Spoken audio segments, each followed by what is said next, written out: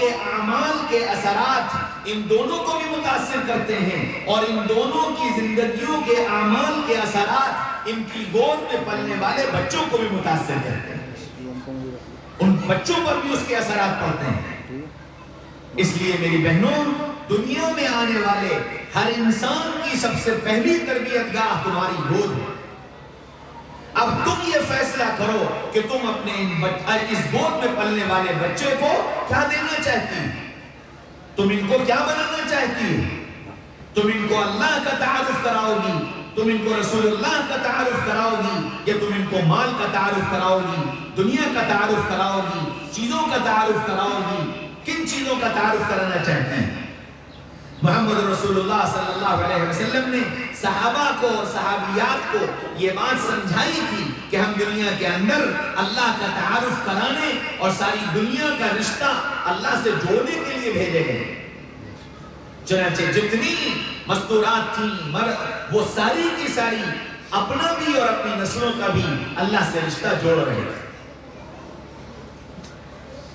ایک صحابی ہیں حضرت عمرو بن جموح رضی اللہ عنہ، دونوں پیروں سے معذور ہیں۔ احد کا موقع آیا، جناب رسول اللہ صلی اللہ علیہ وسلم نے صحابہ کو بلایا۔ حضرت عمرو بن جموح اپنی دونوں ٹانگوں کے بغیر جناب رسول اللہ صلی اللہ علیہ وسلم کی خدمت میں حاضر ہوئے۔ فرمایا یا رسول اللہ میں بھی چلوں گا۔ آپ نے فرمایا نہیں عمرو، تم معذور ہو، تمہیں اللہ نے معاف کر دیا ہے، تم گھر جاؤ اور اپنے گھر پر جا کر آرام کرو۔ پھر کہا کہ یا رسول اللہ اجازت دے دیجئے، فرمایا نہیں عمرو تم معذور ہو، واپس جاؤ۔ تیسری بار پھر کہا کہ یا رسول اللہ اجازت دے دیجئے، فرمایا نہیں عمرو تم معذور ہو، واپس جاؤ۔ حضرت عمرو واپس آ گئے۔ گھر پہنچے تو بیوی نے پوچھا کیا ہوا؟ کہنے لگے کہ میں اللہ کے رسول کی خدمت میں گیا تھا، اللہ کے رسول نے مجھے اجازت نہیں دی اور یوں کہہ دیا کہ تم معذور ہو، گھر واپس جاؤ۔ میں واپس آ گیا تو بیوی نے یوں کہا گھبراتے کیوں ہو؟ اللہ نے ہمیں 4 بیٹے دیے ہیں اور الحمدللہ میں نے اپنے ان بیٹوں کو اپنے اللہ سے اور اپنے نبی سے جوڑا ہے۔ تم ان بیٹوں کو لے کر جاؤ اور رسول اللہ کی خدمت میں پیش کرو۔ اور جب بیٹے جانے لگے تو بیٹوں سے یوں کہا کہ میرے بیٹوں تم جا تو رہے ہو لیکن یہ سمجھ لینا اگر تم اپنی پیٹھ پر زخم کھا کر آئے تو میں تمہیں معاف نہیں کروں گا۔ وہ اپنے 4 بیٹوں کو لے کر کے اللہ کے رسول کی خدمت میں جانے لگے تو تھوڑا سا ٹھٹکے، رکے۔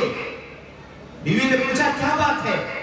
تو اپنے پیروں کی طرف دیکھا، گویا یہ اشارہ کیا کہ میں معذور ہوں، تم ان 4 بیٹوں کو بھیجے دے رہی ہو، میرا کیا بنے گا؟ پھر تم زندگی ہم کیسے گزاریں گے؟ تو بیوی نے فوراً اپنے شوہر کے کندھے پر ہاتھ رکھ کر کے کہا عمرو کیوں گھبراتے ہو؟ میں ہوں نا، میں ہوں نا، میرے ان بچوں کو رسول اللہ کی خدمت میں پیش کرو۔ حضرت عمرو بن جموح اپنے 4 بیٹوں کو لے کر کے آئے اور رسول اللہ کی خدمت میں پیش کیا۔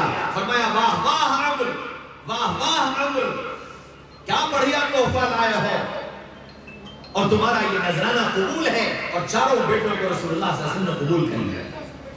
اور جب 4 قبول ہو گئے تو عمرو پھر بولے یا رسول اللہ میں بھی، یا رسول اللہ میں بھی۔ فرمایا نہیں تم معذور ہو، اللہ نے تمہیں معاف کر دیا ہے، جاؤ تم اپنے گھر جا کر آرام کرو۔